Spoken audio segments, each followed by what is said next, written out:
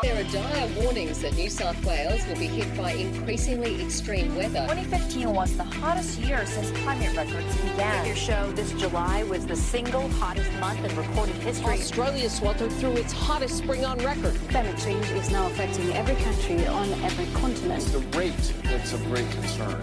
And what do you put that rate down to? Oh, it's human activity. We have everything we need. Some still doubt that we have the will to act, but I say the will to act is itself a renewable resource.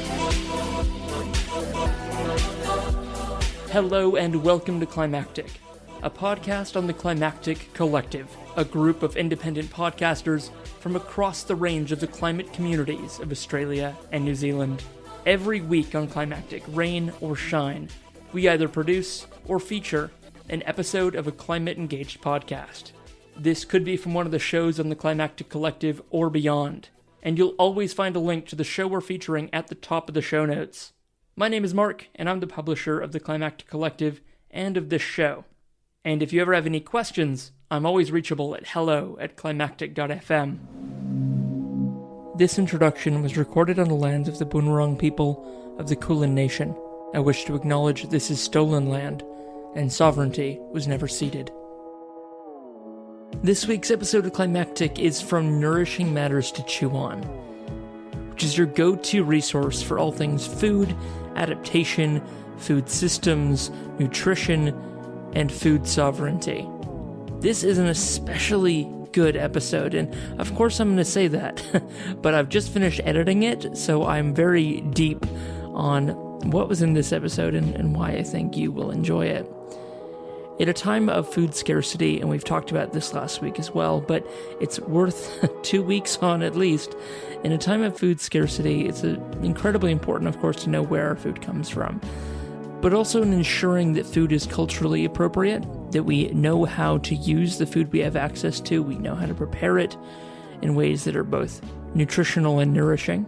And at a time of increased disaster response, the need to recover from natural disaster, what role does permaculture have in that? And I was quite surprised to learn that permaculture can actually be quite a big part of disaster recovery. This chat will also get into some of the darker sides, or at least some of the drawbacks with the predominant kind of permaculture culture. This is a chat between Anthea and Alex, who've been around or part of permaculture for decades. So it's really interesting, and they both definitely have their eyes open about the kind of culture that permaculture can breed, as well as the benefits of permaculture and its working with nature rather than against it ethos. It's a wonderful episode. I'm going to wet your whistle now with a quick quote that I found especially good, and then the episode will start with a cold open that Anthea selected from the episode as well. So buckle in. Catch more of Nourishing Matters to Chew On if this is your first or your first episode in a while. Season 3 has just launched. We're 2 episodes in. It'll be coming out fortnightly or thereabouts for the next few months. So catch it while it's hot. Any recommendations for other episodes we should feature on Climactic, please just drop me an email to hello@climactic.fm. Stay well, stay safe, and I look forward to having you back again soon. Enjoy. Regenerative agriculture and permaculture claim to be the solutions to our ecological crisis. While they both borrow practices from Indigenous cultures, critically, they leave out our worldviews and continue the pattern of erasing our history and contributions to the modern world. While the practices of sustainable farming are important, they do not encompass the deep cultural and relational changes needed to realise our collective healing. Please look for high-quality credits that really put an emphasis on the co-benefits to communities, that really protect Indigenous rights, that support local livelihoods. Because if you are essentially buying the lowest price credit you can get, all you're buying is a plantation somewhere with all of the ethical conundrums that come with that. Welcome to Nourishing Matters to Chew On. I'm Anthea Fawcett. Join me on a journey across our food and agricultural landscapes as I speak with inspiring people who are tackling parts of the wicked puzzle to enable change toward a healthier, more sustainable, fair and resilient food system and environment. I acknowledge the traditional owners and custodians of the land on which this podcast is recorded throughout Australia and recognise their continuing connections to land, water and culture. I acknowledge that sovereignty has never been ceded and pay my respects to elders past, present and emerging. In this episode, we dig into the idea, practicalities and changing approaches to food security and community development work in extreme and remote situations. When you live on or in an island of sorts, such as Alice Springs, or work with people who live on islands and face extreme challenges to their livelihoods and food traditions from climate change and more. I'm speaking with Alex McClean, who has deep community development experience in Asia Pacific and Central Australia. Over the past decade plus, Alex has worked with many communities in the Northern Territory, with prior experience in East Timor, and now with small island developing states and communities in Polynesia and Micronesia, with a really exciting NGO called NMTCO. Welcome, Alex, and thank you for joining me. Thanks very much, Anthea. It's such a pleasure to catch up with you and to talk about your insights and reflections from years of island and island-like experiences in places tropical, temperate and arid. Absolutely, yeah, lovely to be here. Alex, we first met at the Permaculture Convergence in Cairns in 2010.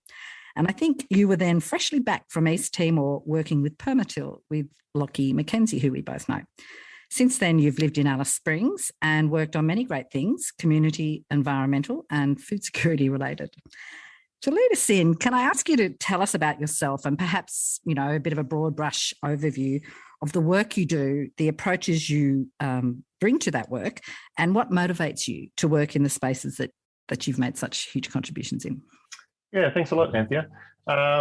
So I guess the work that I've been doing over the past, as you say, 10 or more years, I think 2008 was when I first headed off to East Timor to start working in this kind of field. Really what interests me is food systems and sustainable food production. And that's always been an interest of mine. I've been interested in and working in permaculture for 20 years or more.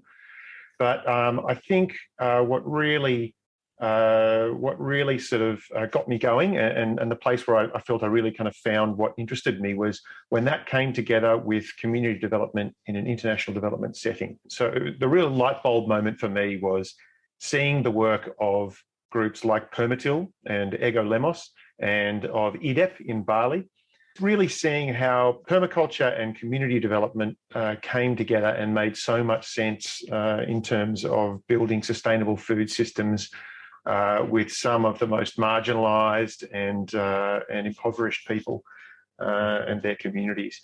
So that's always interested me and really, I guess, been the common thread and common motivator for me through working in East Timor, in Central Australia, where working on these issues is not easy. But then more recently, going back to working in the international development space in the Pacific, in Tuvalu and in a related field in Vanuatu, where I now work with Indigenous rangers on forest protection projects that ultimately end up supporting livelihoods work that impacts on people's food security. But I guess the core of what I'm working on there with my current employer, NACAO, is forest protection and carbon markets. So yeah, I guess it's really those few threads that come together that really interest me in the work that I do. And you're doing your current work from Alice Springs, is that right? That's right. Well, yeah, COVID era, we can do these sorts of things now. Although I must say, the reason I ended up with NACAO is because my boss, so Robbie and Angela, who established NACAO, had always been working remotely on it pre-COVID. And I remember Robbie working here in Alice Springs on it for years and years and travelling out to the Pacific a couple of times a year. So I've really just sort of picked up the mode of working that he's always done. And it just seems to be relevant in the COVID era now. What first drew you to community development work and how did it all begin? Did you start in Australia or overseas? Did you do a degree or did you work with community groups? And were there family or childhood influences that, led you down that path? Well, it wasn't so much family or childhood influences. I would say it's very much my wife, Rachel. She has a social work background and the two of us, from when we were first a couple, we were always involved in environmental activism on climate change and peak oil. We were involved in getting the Wilderness Society re-established in Sydney after years of not being there. And at that time as well, one of the first projects that the Wilderness Society got going was backyard permablitz. And so we were really involved in that, and we're running some of the first permablitzes in Sydney. They've been running a lot longer in Melbourne. Permablitz have been really successful in Melbourne for several years at that point.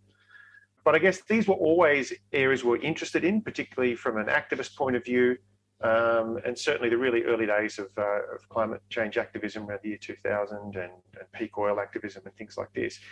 I guess it was later on, once we started to have a family, that we decided we wanted to do this professionally.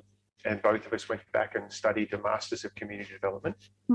At that stage, I would say I wasn't particularly sure what I wanted to do with it. And I was looking around at community development jobs that were interesting, but I could tell just weren't really me. And like I say, it was when I really saw groups like IDAP and Permatil combining permaculture and really good grassroots community development that the light bulb went off for me. And I just thought that's the space I want to work in. When were those first permablitzes in Sydney?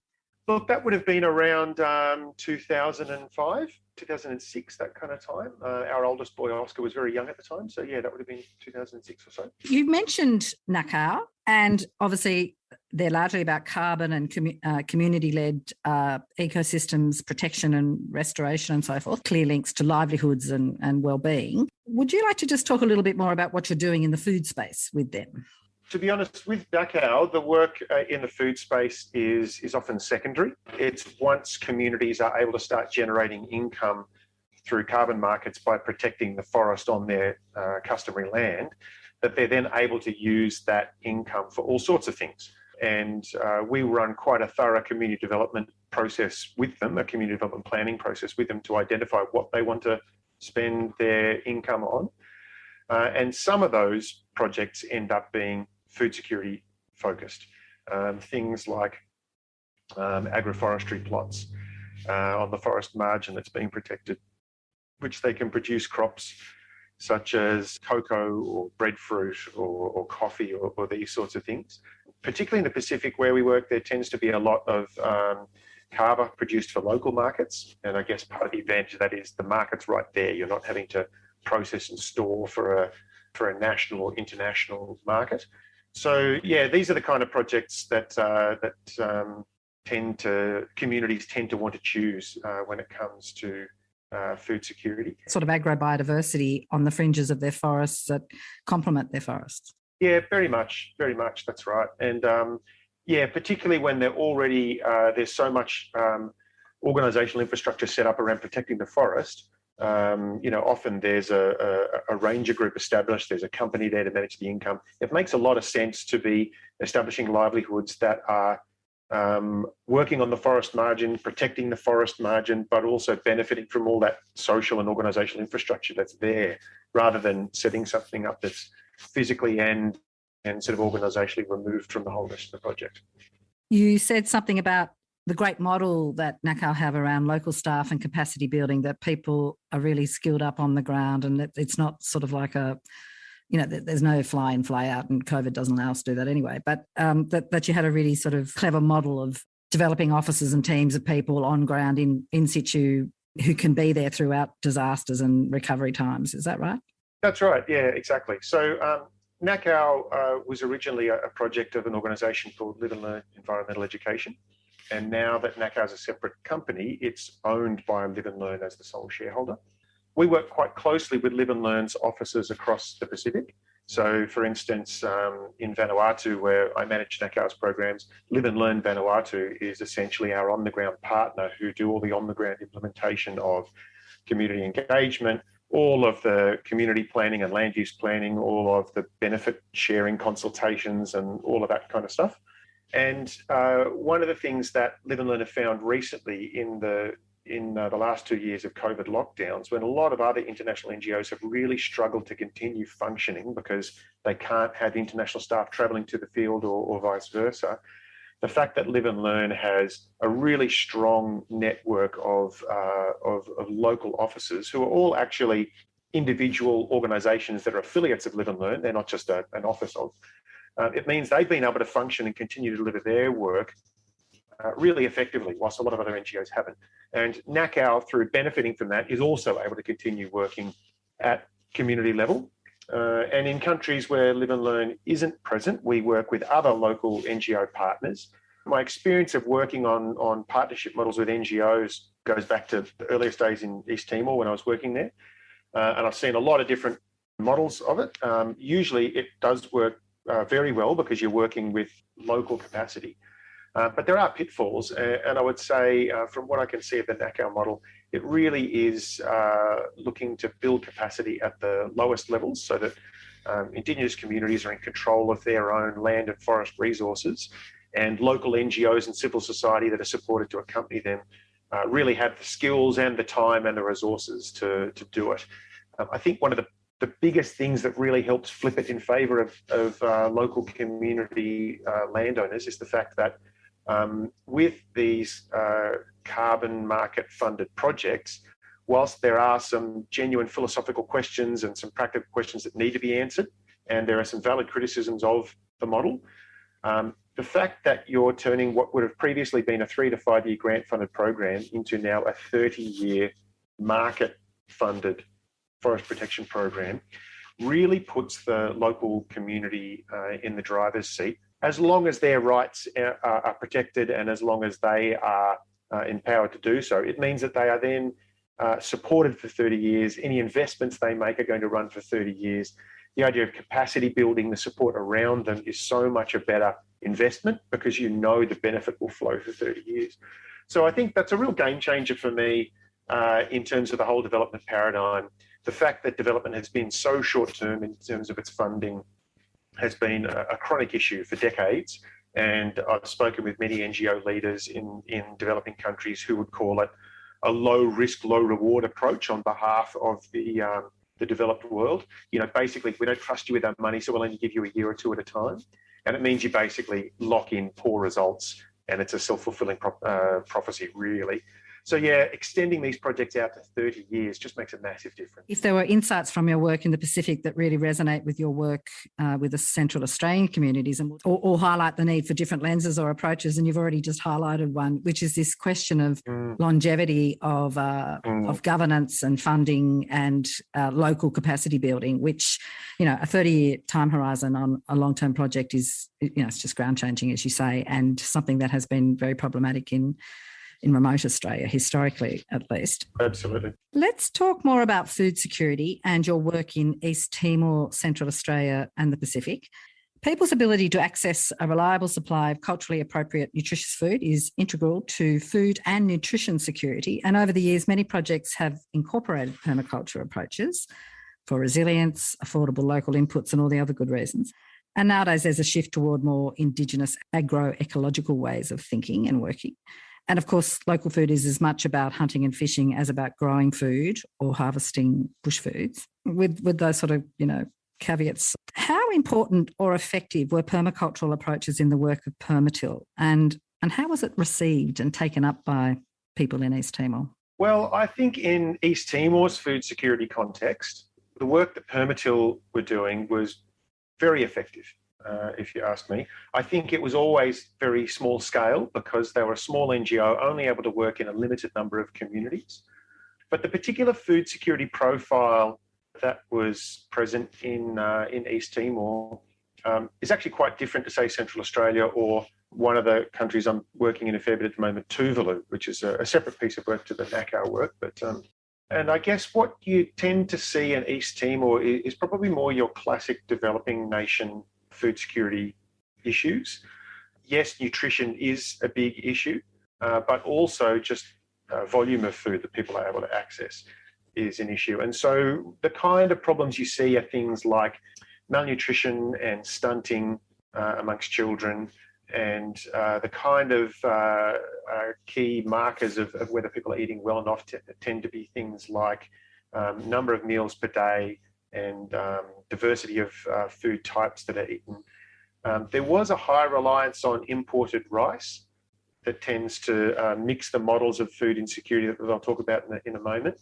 So that was certainly a big issue. But by and large, there was a much higher proportion of people in East Timor who were subsistence farmers and reliant on their own production for what they were eating. And so the kind of food insecurity they faced was really a product of the kind of agriculture they had the ability or the capacity to actually undertake on their property, on their bit of land. So permaculture resonated well with subsistence farmers. It did, yeah, definitely, because a lot of the factors they were facing were environmental limits, things like decreasing soil fertility because of erosion due to the complete deforestation of East Timor.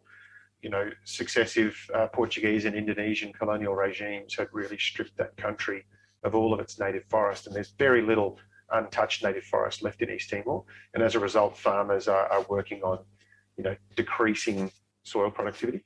If you look at what the key limits are, why people aren't cultivating more land to produce more food, it's things like, well, farmers would say, we can clear more land, we can plant more land, we can harvest more corn.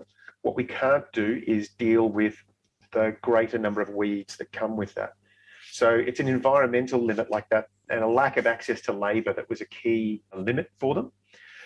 From that point of view, the kind of work that Permatil was doing, where it was focusing on intensive increases in production through using environmental approaches to increase soil fertility and productivity, was really relevant.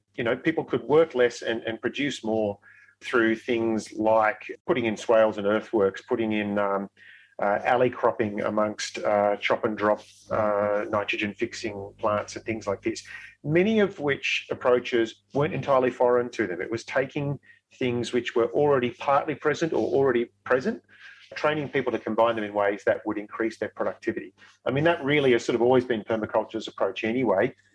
Bill Mollison and David Holmgren would readily admit that they didn't invent very much of what was in permaculture. They just read an awful lot and saw an awful lot, and their real brainwave was to bring it together into a coherent system that addressed the particular environmental and social issues that they saw. As part of building up soil and building on people's pre-existing skills, but just, scaling it a bit and getting more nitrogen into the soil and helping build up soil, were you working with small animals quite a bit from a protein perspective for diets, but also the role of animals in helping, like chickens and goats and so forth, to help build up soil? Yes, but I think it was often a step back from that. It was, how can you work with particularly goats in the more mountainous areas of Timor to be able to stop having them roam across the entire landscape and concentrate them on a particular area. In the flatlands, it would more be cattle. And how can you concentrate them in a particular area, look after them there, provide for their needs there, so that you're not degrading the rest of the landscape? Often burning large stretches of farmland, particularly late in the dry season, was a key strategy goat farmers would use to produce green fodder for their goats. And while it's really important to do that to keep goats alive late in the dry season, it's also incredibly detrimental on the landscape as a whole. So it really is a negative coping strategy. And so the work that Permatil were often doing is, how can we concentrate goats onto just particular parts of land and look after their needs there, so the rest of it can be restored and stop being burnt. So it's that relationship between livestock, fire and fertility that they were often working on. And it was actually quite difficult to work on. These were seen as really key survival strategies for communities, and had been the case as far back as they could remember. So asking them to change what's essentially a successful survival strategy is a big ask for a very poor, vulnerable, remote community. Yeah. Cell grazing for goats. Exactly, something similar to that. Perhaps not quite as developed as the cell grazing method. The Savory Institute's fantastically developed. But similar approaches, So these are people who are just living survivalism pretty much day in, day out. And of course, permaculture and Permatil have been doing really important work in disaster zones, recovery from extreme events. And your colleague from those days, Lachlan McKenzie, has gone on with Permatil and to write the really fabulous Tropical Permaculture Guide, which is, very much for the tropics.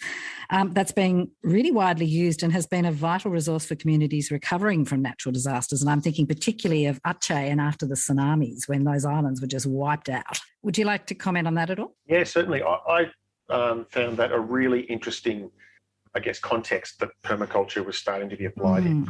At the time, I didn't think of permaculture as having much of a relationship to disasters, just because that's not where my thinking was at.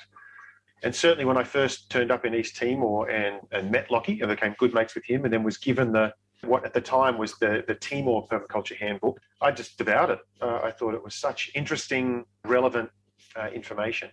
And then to find out about the way it was being applied in disaster context was really fascinating.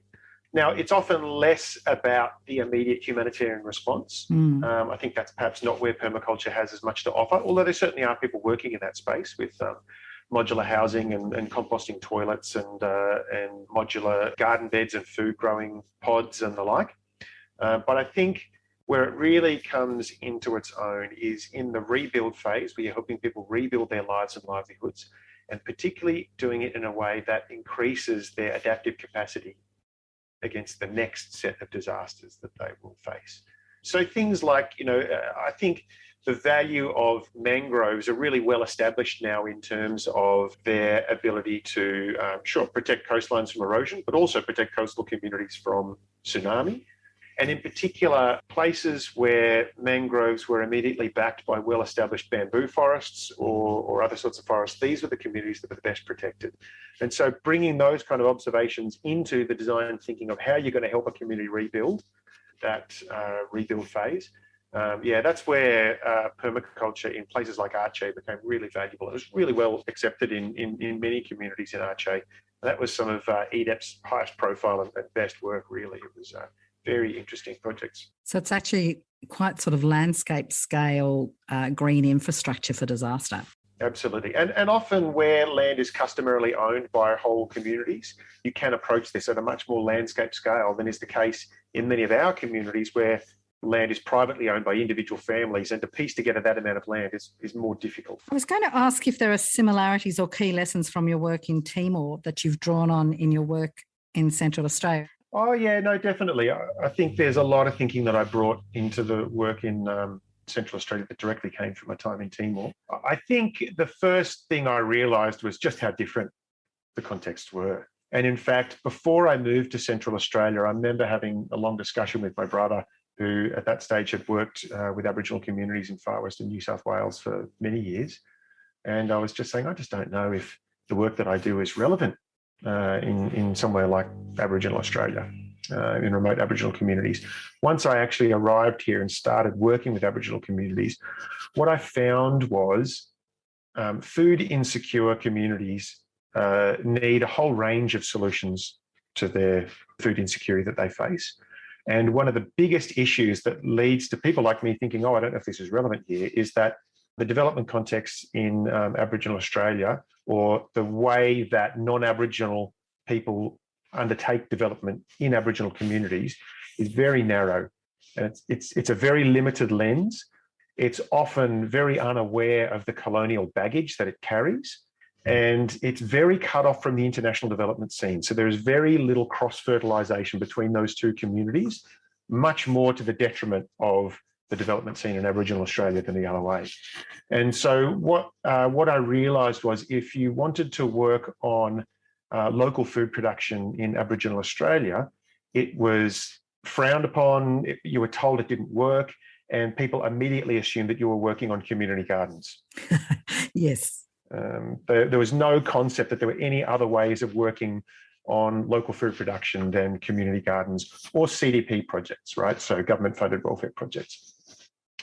So really, I'd already seen in East Timor that community gardens in remote East Timorese communities and even demonstration plots in remote East Timorese communities were more of a limitation on addressing food security than they were a solution.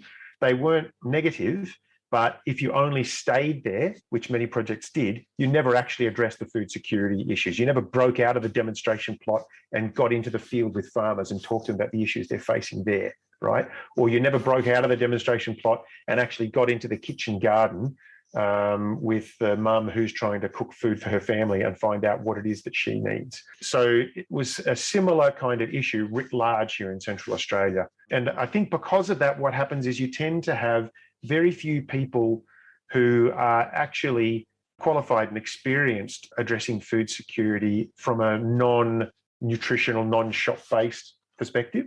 So there are a lot of very good nutritionists and dietitians working on food security in Central Australia, and their work is fantastic. I absolutely support it. There's a real dearth of people who are working on food security from a horticulture, local production point of view. Anybody in that space tends to automatically get sucked up into the commercial food production and CDP sector. And in fact, possibly not even CDP, because what happens is in the CDP sector is you'll have a well-meaning, interested amateur come along and say, hey, you know what we need here is a garden, assuming that gardening in a remote Aboriginal community can't be that different to gardening at home. Give it a crack. It might work for a season or two. Inevitably, you hit issues. Primarily, the biggest issue that you hit is that white person then moves on. And then who really owns the garden at that point? You know, we all talk about ownership of projects. I think there's sort of this implied idea that if you move on, everybody, all of the Aboriginal people in the community you're working with are sort of looking at the garden, scratching their head, going, "What does it mean that the white person left the garden here? Who owns it now? Should you be looking after it? You know." And when you hit issues, everybody hits issues in gardening, in food production. Every project hits challenges, and if you really haven't set people up to have the support they need to be able to address those challenges, then you're setting them up for failure. Yeah, I was going to say the food security work that we did through the Arid Lands Environment Centre for almost 10 years, it really was based on an approach that you have to continue working with Aboriginal people in an ongoing fashion. You need to accompany them, you need to support them, you need to train them, and that needs to happen for years. So we inherited a really great food security project in the Utopia homelands called the Amernamerta Food Gardens Project. Amernamerta is Ariawara language for good food, essentially. And that had already been running for several years, set up by some permaculturists with a good knack for community development up there. It was taken on by a dietitian who we worked with for years, Ingrid Filand, who, again, she just had a real instinct for permaculture, even though her background was dietetics and community development. And when we came on board, they were really into the way that we worked, which was, we need to continue supporting these communities. And it really wasn't until you got to, 8 years, 10 years of support that you started to see more and more gardeners actually able to do this without your support. So it's those kind of timelines that are required. If you're just going to come along and give someone a garden and walk away, you're setting them up for failure. Definitely there was a thread of thinking through East Timor into what I was seeing in Central Australia. So those linkages of deep development sort of methodologies and strengths-based solutions together for a good duration, which does, as you say, link with public health and nutritionist work around community-led solutions, but it needs longer than 3 years or a 1-year grant. That's right. Okay, so what about some of the broad similarities or perhaps differences that you see in the food security profile of remote Aboriginal communities and small island developing states? You mentioned Tuvalu and some others. Yeah, well, this was a real interest to me once I started working in Tuvalu about 2 years ago with Live and Learn Environmental Education. I occasionally do contract work with them. And they're doing some really interesting work there addressing food insecurity and the impacts of climate change, particularly the impacts of rising sea levels and saltwater inundation on traditional agriculture. Their traditional agricultural system is called a pulaka pit, where and it's common across many parts of Micronesia and the Pacific. Essentially, you break through the limestone rock in the coral atoll that you're on and get down to the water level, and then you compost in the water level and produce a swamp agriculture pit.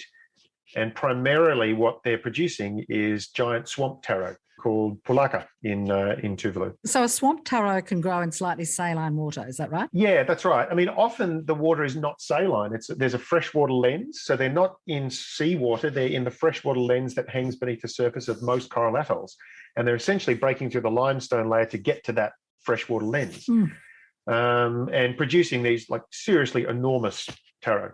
Some of them taking several people to lift and things like this. So it's a really important food source. It's also massively important culturally, but it's being directly impacted by saltwater inundation into that freshwater lens. So Live and Learn have been working in Tuvalu for a few years now and introduced a really interesting type of wicking bed called a food cube, which is essentially a completely sealed, stackable, shippable, modular metre by metre wicking bed produced by a company in Melbourne. We've also trialled them in Central Australia. And, no product's perfect, but they do seem to be pretty robust and work really well. They don't require any gravel substrate. And so that's been a really interesting development in particularly in Tuvalu, where these can be shipped out and then used on site, and they're completely sealed from salt water, which is the key thing. Yeah, and I think you and I are both familiar with the wicking beds are across the country now, but I think 10 or 15 years ago, you and I working together, when wicking beds, Jen Claassen from the Centre for Appropriate Technology came up with those very clever large wicking beds for Central Australia. Yeah, that's right, exactly. Yeah, they're a really great technology for here, where evaporation is one of your key enemies. And extreme conditions where you need, and poor soils, you need a closed That's right. environment. Yeah. But I guess what I found really interesting, though, about looking at Central Australia and Tuvalu is how they had a much more similar food security context than East Timor did. So both Central Australia, with its central community, and a number of remote communities with hundreds of kilometres of desert in between, and a high reliance on shop-bought food, it was very similar to the Pacific. A country like Tuvalu has a capital, and then, like a dozen outlying islands with hundreds of kilometres of ocean in between. And again, a high reliance on shop-bought food. They've both got the same history of being dislocated from the land under colonial context. Many Tuvaluans were taken to Fiji and Kiribati and elsewhere, regained their land rights in the 70s, went back to their own customary land, established depots on each island, much like Aboriginal communities were brought into either mission or government communities with a single depot. That's since become a shop. Everybody's highly reliant on the shop, and as a result, highly reliant on Western foods, high in sugar and energy and these sorts of things. And so as a result, you're not seeing malnutrition and stunting like you would in East Timor. You're seeing non-communicable diseases like diabetes, heart disease, obesity. It was fascinating to me that places that were as environmentally different as Central Australian Aboriginal communities and, Micronesian remote islands, coral atolls like Tuvalu, could be so similar in terms of their food security program. Yeah, and colonial legacies and disrupting people from... And colonial legacies, absolutely. I think that's a huge part of it. From traditional food ways. It's not just about food security, it's about nutrition security. And a big part of that challenge in the Pacific and in middle income countries is this thing called nutrition transitions, which I know you're very familiar with, driven by the introduction of highly processed, low nutrient, high fat, high sugar foods that displace local healthy diets. And it's actually in an environmental sense that it's this rapid transition in middle income countries towards processed and ultra processed foods that are displacing otherwise really healthy diets. That's so problematic. So it's so interesting that you see that in Tuvalu resonating with Central Australia. Yeah. Food stores, if they're not healthy, are not so great, but people absolutely rely on them. However much local food you can produce, particularly in remote contexts and in islands, you need your food stores for your healthy staples. And you and I both know Julie Brimblecombe, and we've had her on Nourishing Matters, and she's just, an amazing person who's done a lot to transform the sort of policies and profiles and what's stocked and how stores are operated in remote contexts. Healthy food stores do have a key role to play to ensure food security, and there's been some really strong achievements in Australian remote communities, not all, but in many. I'm thinking of Alpa and Outback stores and so on. Would you like to comment on possible differences and changes you've seen between the sort of food profile and health profile of remote food stores, the good ones, and store options or access for Indigenous people in Alice Springs? Because you and I both we were both at a food security event in Alice for Alice, not addressing remotes. And Professor Amanda Lee spoke about how Alice is more of a food desert than many remote communities now. Yeah, that's a really interesting observation, isn't it? And there was some great work done about 2 years ago by local nutritionists here in Alice Springs about the nutrition security profile of the town, and particularly looking at food deserts. So I think what you're looking at there with food deserts and food bowls is essentially your proximity to healthy food sources. How close are you to them? What are the transport options? And the social and economic access, yeah. Absolutely, yeah, the social and economic access too, that's right. So what you would see in a remote community is, as long as you're living in the community and not on a homeland, which is not always the case, but is probably the majority of people in remote communities, you're usually physically fairly close to the shop. As long as it's not 40 degrees, you could probably walk there. So that proximity is there.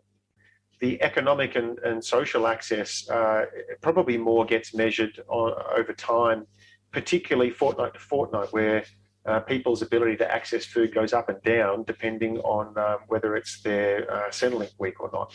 And so you'll see the amount that people eat definitely goes up in the week where they have received Centrelink payments, and in the week where they haven't received Centrelink payments, it definitely goes down. So there's a real pattern there in remote communities. However, in Alice Springs, yeah, you do end up with a very different profile because Alice is geographically bigger. And many of the Aboriginal communities that are part of Alice Springs, for people who don't live in the Northern Territory, these are called town camps. And they're essentially Aboriginal enclaves that were set up on the edge of town. They exist in Alice Springs, in Catherine, Tennant Creek, Darwin. Even in some of the larger remote communities, they have separate camps. And they were originally set up in the colonial era as a place to house Aboriginal people from out of town. They're now owned and managed by an Aboriginal corporation, but it's still physically the case that they're on the edge of town. And that means that for many of the people living in the further away town camps, and actually surprisingly even some of the more central ones, are still a very long way away from where the food stores are. And if there's no public transport, that can mean their ability to access these stores is, I'm thinking just the regular supermarkets, Coles, Woolworths, these sorts of things. It can be very limited. And so these people are essentially living in food deserts where the only food outlets that they can access nearby might be something like a petrol station or a 7-Eleven. And, we all know the quality of food that's sold in those sort of places. So if that's where you're forced to do your weekly shop, then your family's going to suffer as a result. Yeah, that's what came through really strongly at that event I was just referring to. So what role do you see local food production playing in different remote and development contexts where you work for reliable food to help preserve local foodways and cope with climate change? I mean, with all the caveats around, projects that come and go and people who come and go, what's your feeling or your sense of the long-term opportunities for local food production as a key component of food security, perhaps in Central Australia? Look, my gut feeling about this, having worked on it for years, is that we really need to be placing food production as close as possible to the spaces and the places that the people we're trying to work with control. And we know that for Aboriginal people, there's an awful lot about their lives that they don't control. That's the ongoing context of living in a colonial culture. If you work in remote Central Australia, it's not even post-colonial. Aboriginal people don't control much about their lives. And if we're going to assist them to have more control over the food that they eat, yes, number one strategy is addressing the stores. And that's why so much focus goes on that. And I think that's right. As a horticulturalist, I think it's right that the stores are the number one focus, right? However, if we're going to look at local food production, there's all sorts of models that have been tried.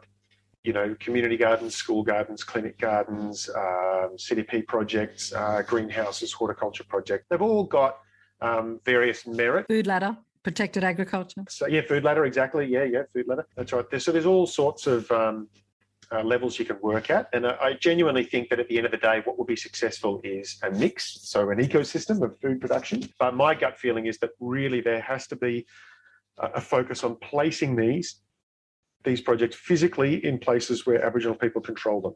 And so for me, that's primarily, as much as you can, at their back door. You need to support people to be producing at home, at their back door, as much as possible. Now, this is never going to create abundance, a completely subsistence. Yeah, that's right. You're never going to 100% feed people from their back door. So we need to acknowledge that straight up and say that's not the bar we're trying to reach. But we are trying to give people the chance to eat healthy, fresh fruit and veg in those weeks where they would normally be eating terribly because a Centrelink payment hasn't come through, or in those weeks where, the shop has not great fruit and veg because the truck hasn't come or because a longer supply chain issue is impacting on it. Or we're just trying to impact on every week worth of food where we're just increasing the diversity of what they're eating, increasing the diversity of nutrient intake through very local, very backdoor production, because it's then very clear who needs to look after this, what support they need, who gets to benefit from it. There's none of this argy-bargy around, how do you divide up produce from a community garden or a school garden. It's also not forcing people to only work through the shop. but it's giving people a chance to build skills in a context where they're not under pressure and more in control of their own lives and decisions. So for me, that's got to be a key part of the strategy. Yeah. So in top-end Australia, there are some really good staples that many people's backyards have. They have papayas, they have bananas, they have yams, and of course they go into the bush and there are yams and sweet potatoes and all the other wonderful bush foods. For Central Australia, where it's getting hotter and hotter and the growing seasons are getting shorter and shorter, and there are floods, of course, as they've just experienced, what sorts of foods, if I was, what sorts of foods in your backyard in Tennant Creek would you be growing? Well, are you talking about for me in my backyard, or working with an Aboriginal family in a remote community growing stuff for them? No, I'm talking about the latter, and perhaps just give us an example or two from Utopia, your work with Utopia. Yeah, look, interestingly, we found one of the crops that was an absolute winner was kale. And I know that it sounds like, latte sipping inner city types going out to Utopia and planting kale, exactly, You hippies, you. But the fact is, anybody who's grown kale will know, particularly black kale, is a really tough plant. It can handle a lot of stress and still produce a good quality crop. And in fact, you can keep it going for several years. We've seen kale plants growing out in remote communities, I think particularly of Rocket Range, which is one of the remote communities in the Utopia homelands, where the gardeners there had kale plants that were as tall as I am, probably had a dozen leaves of kale up the top because they picked it the whole way down over the course of 2 years. And they were adding that to food that they were already cooking. So they're already at home likely to cook a stew that would have probably beef and carrots and potatoes in it. That's a pretty common sort of, meat stew people would cook up at home. If they're chopping up kale and adding it to it, there's an immediate nutritional benefit there. So yeah, crops like kale were really important. A lot of citrus crops actually were really good. After a while, we worked out that, the kids do always get in and do always grab the citrus. But if you're involved with the kids, or you're involving the kids in the garden, after a while, they start stealing it to eat it. And, if that's what they're doing, well, that's kind of the point, right? So that's a good kind of theft at that point. So, yeah, really good region for citrus. Tough crops like kale. Of course, we grow a lot of really common crops that people would recognise. Tomatoes, chilies, in the winter, a lot of leafy greens like spinach and chard. Interestingly, though, what we found was with a lot of crops that we assumed people would know what to do with, people didn't necessarily know what to do with them because they're Western crops. And even though they're quite common crops, we'd see people growing something like chard, which is common enough, but it's not like all of us are growing it and eating it all the time in our culture. And we'd have gardeners saying, I'm just going to leave that a bit longer and let it get bigger and bigger. Look how big it's getting. Check out how big my spinach is. In the meantime, we can see it's going bitter. It's not really edible anymore. And the point was, we need to help people learn how to cook and eat this stuff in just the same way that I actually wouldn't know what to do with a bush banana if you put one in front of me, even though I know it's bush food. Someone's told me it's bush food. I've got no idea what to do with it, right? It's a cross-cultural context. We need to be open to what people do and don't understand and non-judgmental about it, and assisting people to learn the skills they need. And fusion foods for the coming climate and what will work. Some of it will be introduced and most of it may well be endemic. What about, I can't not mention your amazing work with Purple House and some of the wonderful garden projects you've done with them, because they are an organisation who do exactly what you say. That's right. They grow the food where the people are having their community gatherings or their dialysis, and there's a first and foremost focus on bush foods and teas and as for healing and connection and conversation and cultural safety when people come in from out of town to visit relatives going through dialysis or on country where Purple House have their facilities. Would you like to talk a little bit about your work with Purple House? Yeah, certainly. Look, as you say, I think Purple House are just a very impressive organisation. They're rock stars. They are, and they really do a good job of actually doing the kind of really grassroots community development work in amongst their health work that everybody talks about, but it's difficult and time-consuming to do. So, frankly, a lot of organisations just fail at. It's completely an Aboriginal-owned and run organisation, isn't it? Yeah, that's right, exactly. Owned by Aboriginal board and members and the like. And they do well at employing a lot of Aboriginal staff on their team as well. So I had the chance to work with them across a few sites, and particularly out in Mount Liebig, where we worked in their aged care centre. establishing, we never used the word permaculture, but it really was permaculture gardens in the sense of making that site more livable as an outdoor space with windbreaks and shade, and then incorporating into that food production. There was, a large shaded vegetable garden where we used a number of materials to really suit the environment in terms of letting winter sun in and keeping summer sun out, misters and the like, to make it an engaging place for elderly people to come and sit and garden in. It was about a whole of site approach to the aged care centre and to linking into their kitchen program there at the aged care centre. So I haven't been out there now for probably 18 months or more, and I'm likely to go given the trajectory I'm heading in. But I know that the staff they have out there, recently placed out there, actually an ex-staff member of mine is just an absolute gun at vegetable production. So I'm sure they're going ahead really well out there at the moment. So yeah, really good quality work that they do.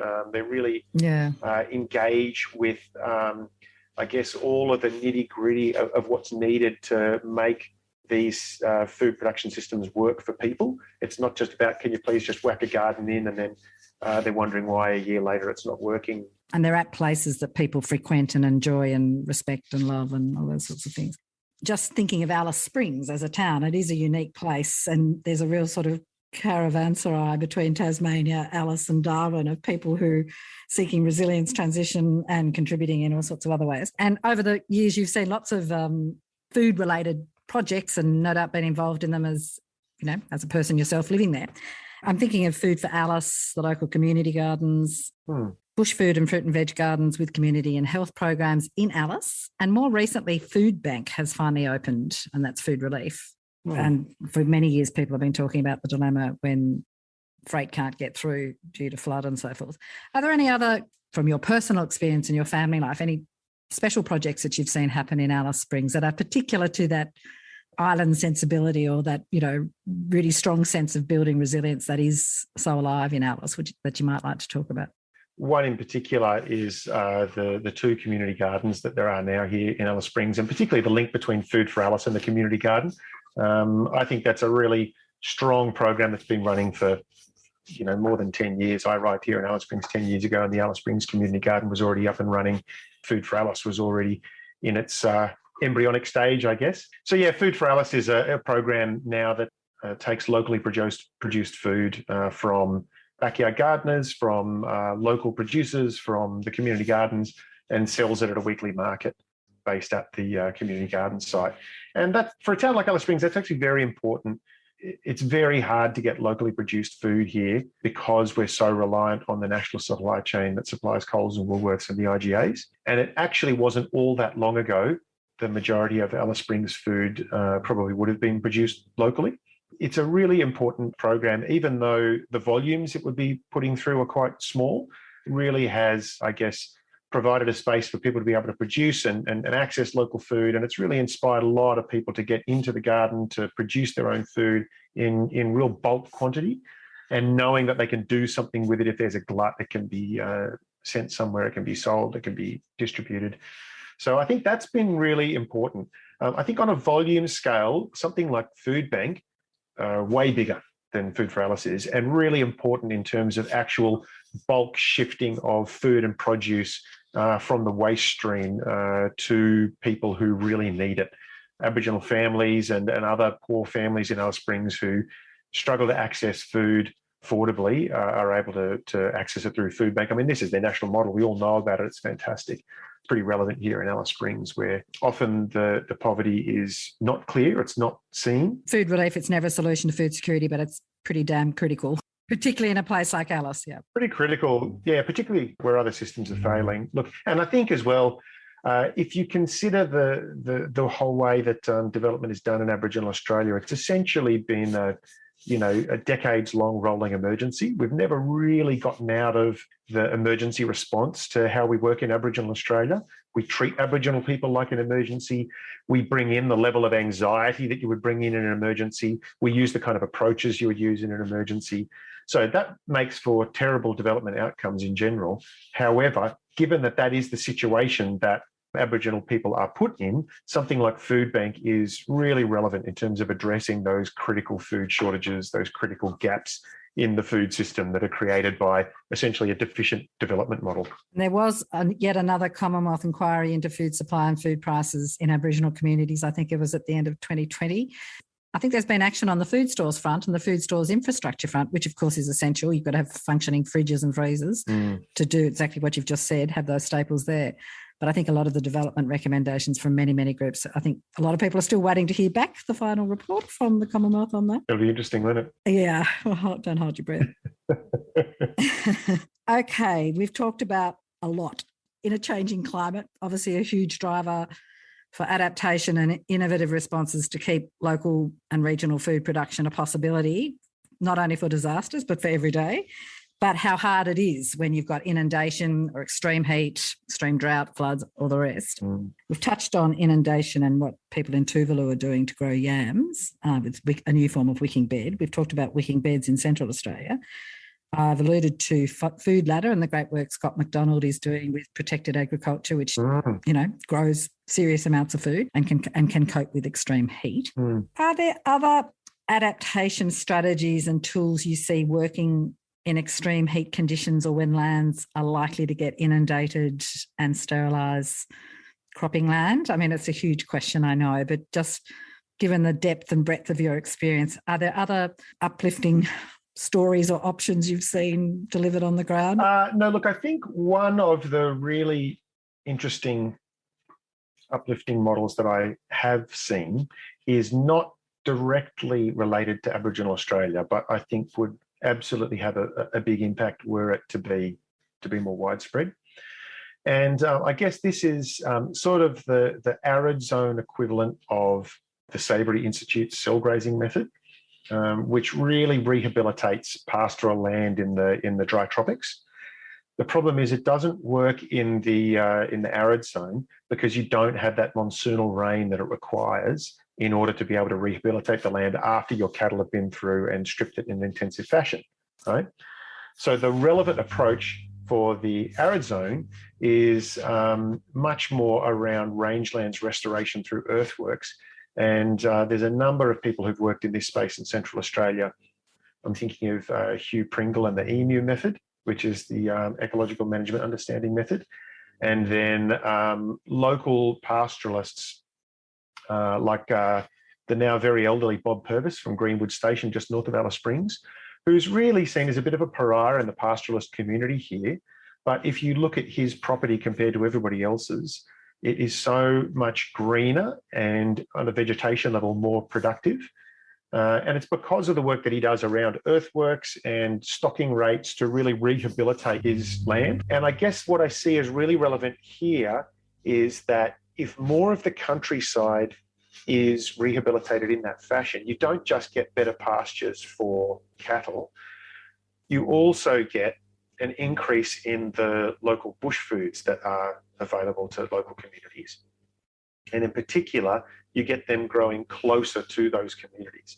There is still a lot of bush food out here in Central Australia and a very strong traditional food culture in all of the communities across Central Australia. The challenge they face, however, is because people and also to some extent horses are concentrated around these remote communities, all the bush foods within a 10, 20, 50 kilometre radius around those communities are essentially eaten out.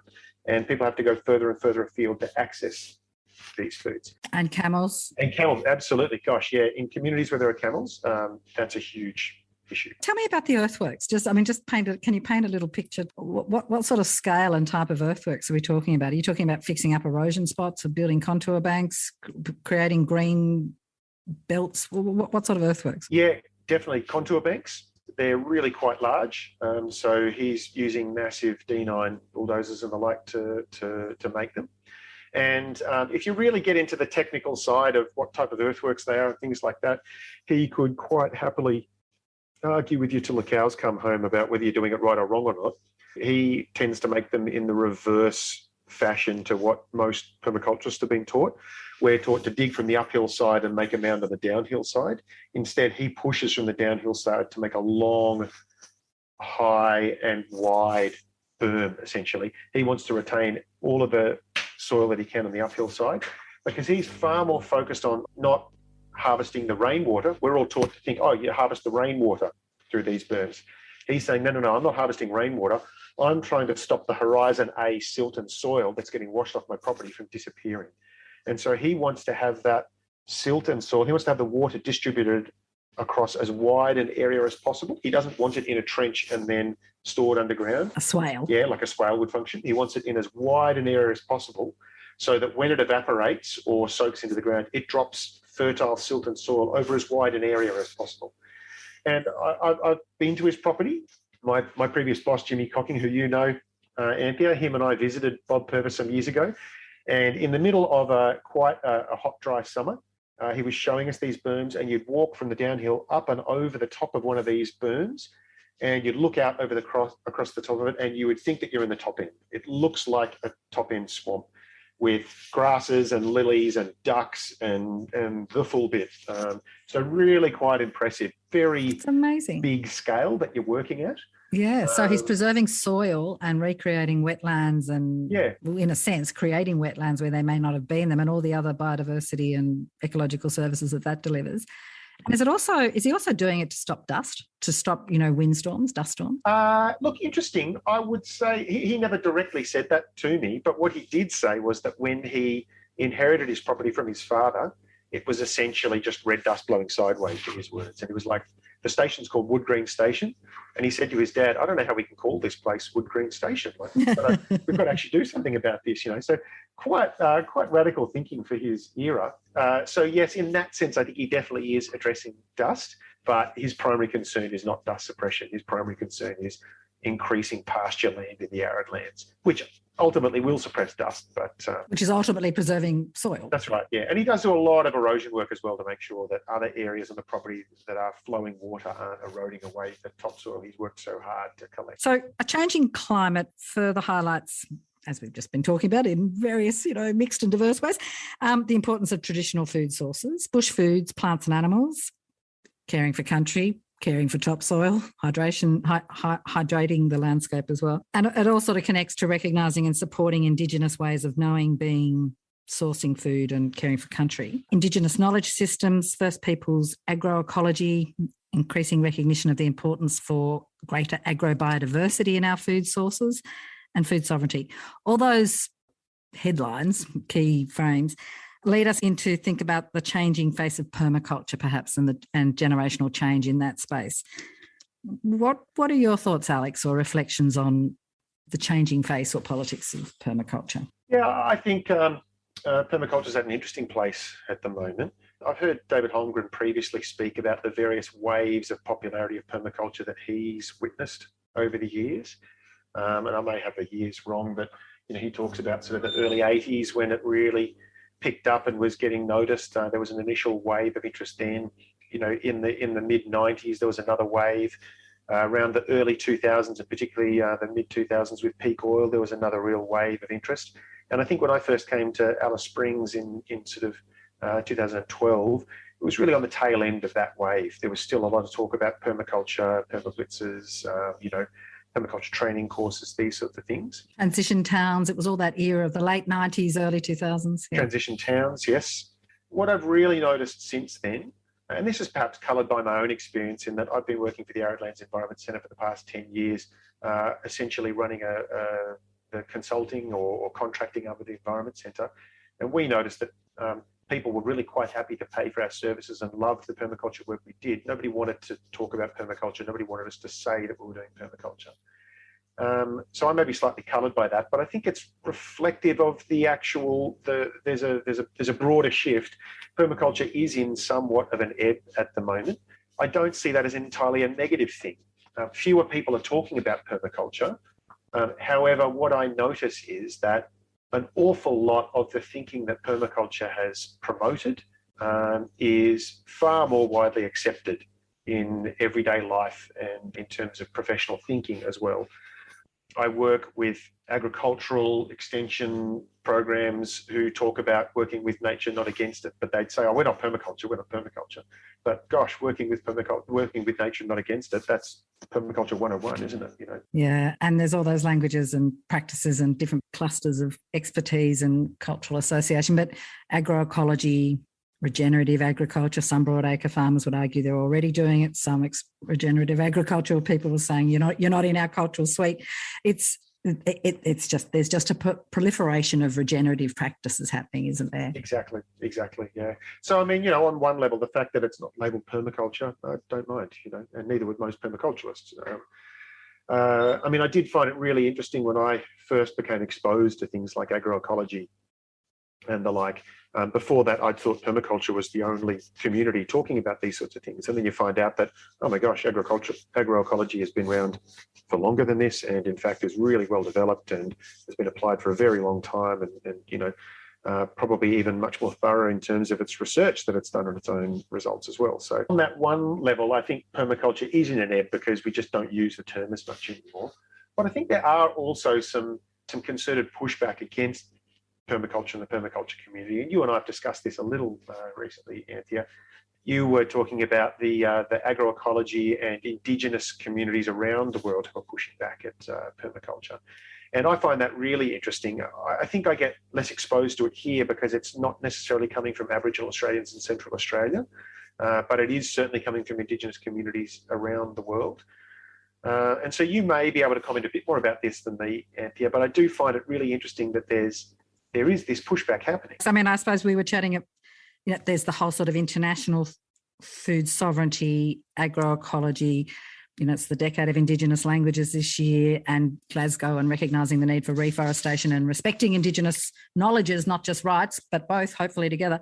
So there is this real swell of other voices, much stronger, not being spoken to, but speaking up and speaking at. And I think it's really exciting, actually. There's a lovely quote in Tammy Jonas and the Australian Food Sovereignty Alliance are right in this space, obviously, food sovereignty and the rights of First Peoples and the La Campesina. There was a lovely post on her Facebook recently that she drew from Indigenous food sovereignty advocates. 10 Indigenous leaders and organisations from around the world have been calling out permaculture and regenerative agriculture for whitewashing hope, for offering narrow solutions to the climate crisis. And there's a quote from them. Regenerative agriculture and permaculture claim to be the solutions to our ecological crisis. While they both borrow practices from Indigenous cultures, critically, they leave out our worldviews and continue the pattern of erasing our history and contributions to the modern world. While the practices of sustainable farming are important, they do not encompass the deep cultural and relational changes needed to realise our collective healing. Pretty difficult to disagree with, isn't it? Yeah, that's right. And I think what that raises for me is it's so interesting how something as hopeful and positive as what permaculture intends to be can still remain unaware of its own baggage. And that goes for each of us individually. We all know that as we try to work on ourselves and our own hang-ups and our own privilege and all these sorts of things, it's very easy to miss the fact that permaculture still is a product of a colonial society. The way that permaculture was pieced together has cherry-picked from cultures all around the world to come together. What it produced is beautiful. If there's no acknowledgement of, as these people are pointing out, that you can't just cherry pick the knowledge out of another culture and think that you're getting the whole world view and actually developing the connection to place and country and environment that those worldviews capture, then you're really missing the fact that you are perpetuating a colonial system and a colonial paradigm in the way that you're going about living out permaculture. And coming from a position of privilege in the first place, often. Absolutely. And I think there's some really interesting thinking parallel to this and criticism of permaculture that's going on from within the environmental movement, but also within the permaculture community, about the split that the anti-vax movement has created within the permaculture community. And the fact that this really shows that perhaps many of us missed it, or perhaps some of us knew but weren't talking about it, that there really is a strong individualist streak in permaculture thinking and permaculture fantasy making. And I don't mean that in a negative sense. No, but the anti-establishment sort of... Exactly. But also when anti-establishment turns into self-reliance, and then that turns into, something akin to American survivalist, anti everybody else, it's all down to me. And then that turns into anti-vax. I only need to care about me. It's not just about I'm going to reduce my footprint on the environment by reducing how much I source my the support for my life from elsewhere. It then becomes I'm the only one who matters, my rights matter, I'm cutting myself off from everybody. And I think it's been really interesting and surprising and frankly uncomfortable for permaculturists to realise the degree to which there was always the potential for that individualist thinking within permaculture, even though many of us didn't intend that to be the case. It's there and it's coming out now, and it's really splitting the permaculture community. So I think, permaculture faces some really interesting challenges from some really valid critiques at the moment, be it food sovereignty movements and Indigenous peoples around the world, or be it people who are pointing out the negative impacts of individualist thinking in, say, the anti-vax movement. Individualism versus collectivism. When we met in 2010 at the Permaculture Convergence, Seith Formile, who now really is well known as Guju Guju, a traditional owner from the Cairns region, gave a really exciting presentation and workshop about agriculture. Do you remember that? I do remember agriculture, yes. In which he basically presented a very sophisticated model and thinking and way of working that he does with many other people, but basically saying that Aboriginal people have always practiced permaculture and it's just a subset of broader ecological agriculture, Aboriginal culture. And he coined the expression agriculture. So I think that's a nice, back to where we began sort of anecdote. Yeah, absolutely. It certainly resonated with me. Any further comments or thoughts you'd like to share?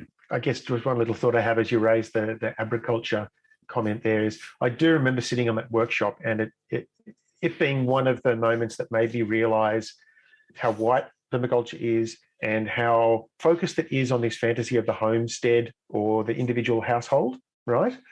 And particularly things like, say, the concentric circles of the zones, Now, on one level, that's a really useful way of organising your thinking around the fact that you need access to the plants and animals you're going to look after, and you should bring the plants and animals that need the most care closest to you, right?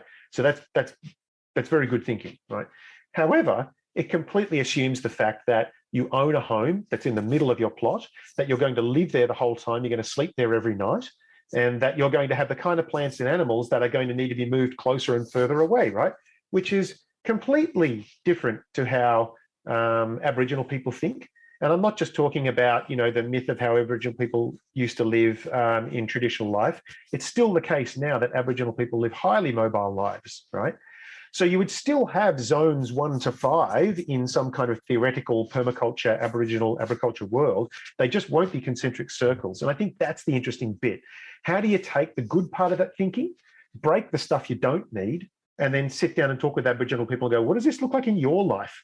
Where are zones 1 to 5 in your life? And you might find that... And how big's the footprint? How big's the footprint? Yeah, that's right, exactly. And how many songlines does it travel over? Exactly, yeah, that's right. Yeah, exactly. So I find that kind of stuff really interesting. And I do recall that workshop, and it was a very early moment for me of going, I think even the shapes we draw on the page are just completely a product of the colonial society that I'm part of. Thank you for that, Alex. That's very insightful. Any call-outs or suggestions of how listeners can get behind the current work that you're doing with Ngakao or island communities who are really struggling with climate change and adaptation? Are there people can head to the Ngakao website? Are there particular projects or fundraising drives, or what would you like to share to spread the word and build the cause for the work you're currently doing? Well, for Ngakao, yes, please go to the website, ngakao.org, and you can see the great work that Ngakao has been doing for a long time there with local Indigenous rangers in the Pacific. I'd love to say, please buy some of our carbon credits, but the truth is we've sold them all. So we'll have further issuances in the future, but to be honest, you're possibly better off trying to buy from a retailer. We tend to sell to the market more often than do individuals. But I would say, if you are going to engage in that, please look for high quality credits that really put an emphasis on the co-benefits to communities. that really protect Indigenous rights, that support local livelihoods. Because if you are essentially buying the lowest price credit you can get, all you're buying is a plantation somewhere, all of the ethical conundrums that come with that. So a higher quality credit has all these benefits and it costs more, right? But it's something you can trust. So anyway, that's a whole other discussion, but we might have to have that conversation in dialogue with some of the really great Indigenous carbon markets and organisations that are happening in the top end. Another day, yeah, exactly. But I mean, other things you could do, go and look at Live and Learn Environmental Education, who own NACO, either one of those two organisations you could make a donation to. And I would say the other great thing you could do is go and buy yourself a copy of the Tropical Permaculture Guidebook that Lockie and Ego Lemos and the permaculture team have been working on for nearly 2 decades. It's such a wealth of information and you'll get heaps out of it, and they will definitely use the funds, the proceeds from the book for a very worthy cause. So that's a great thing you can do to get involved. Well, that's a lovely call out. I've been speaking with Alex McClean, one of Australia's quite deep achievers and doers in community development for people, food security and climate adaptation. Alex, thank you so much for your time and for what you do. It's been a pleasure. It was really good. Thanks, Anthea. I really enjoyed it. Thanks for listening. To listen to more episodes of Nourishing Matters to Chew On, head to Foodswell's podcast page at foodswell.org.au/nourishing or subscribe wherever you get your podcasts. And stay in touch via Instagram at nourishing_matters and on Facebook at Nourishing Matters to Chew On. If you like what you hear and would like to support us, give us a rating and a review in your favourite podcast app so other people can find us too. Nourishing Matters to Chew On is proud to be on the Climactic network of podcasts and part of a collective of podcasters dedicated to inspiring positive action around climate change. Check out the other great podcasts on the Climactic network at www.climactic.fm.